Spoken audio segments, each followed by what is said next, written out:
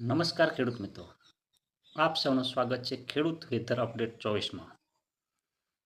આજે 31 જુલાઈ 2026ના બપોરે 12 વાગે ભારત હવામાન વિભાગ અમદાવાદ કેન્દ્ર દ્વારા ગુજરાત માટે નવી હવામાન આગાહી જાહેર કરવામાં આવી છે. ચાલો જાણીએ આ બુલેટિનના મુખ્ય મુદ્દાઓ. છેલ્લા 24 કલાક દરમિયાન સમગ્ર ગુજરાતમાં ચોમાસું સક્રિય રહ્યું.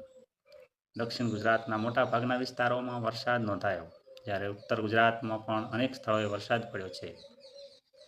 અતિભારે વરસાદ નર્મદા જિલ્લામાં નોંધાયો છે, જ્યારે આણંદ, પંચમહાલ, મહીસાગર, છોટાઉદેપુર, સુરત, તાપી અને નર્મદા જિલ્લામાં ભારે વરસાદ નોંધાયો છે.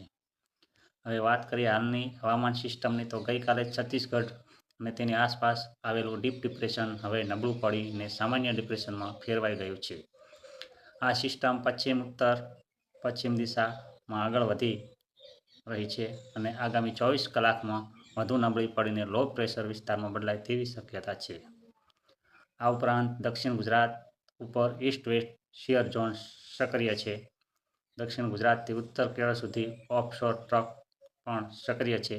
આ બંને સિસ્ટમો રાજ્યમાં વરસાદી પ્રવૃત્તિને અનુકૂળ બનાવે છે. નીચલા સ્તરે પશ્ચિમ અને ઉત્તર પશ્ચિમ તરફથી ભેજવાળા પવનો ફૂંકાઈ રહ્યા છે, જેના કારણે આગામી દિવસોમાં પણ ગુજરાતના અનેક વિસ્તારોમાં વરસાદી માહોલ યથાવત રહી શકે છે. ખેડૂત મિત્રો માટે ખાસ સલાહ: ખેતરમાં પાણીનો યોગ્ય નિકાલ રાખવો, વીજળીના કડાકા દરમિયાન ખુલ્લા ખેતરમાં કામ કરવાનું ટાળો અને હવામાન વિભાગની નવી આગાહીઓ પર નજર રાખો.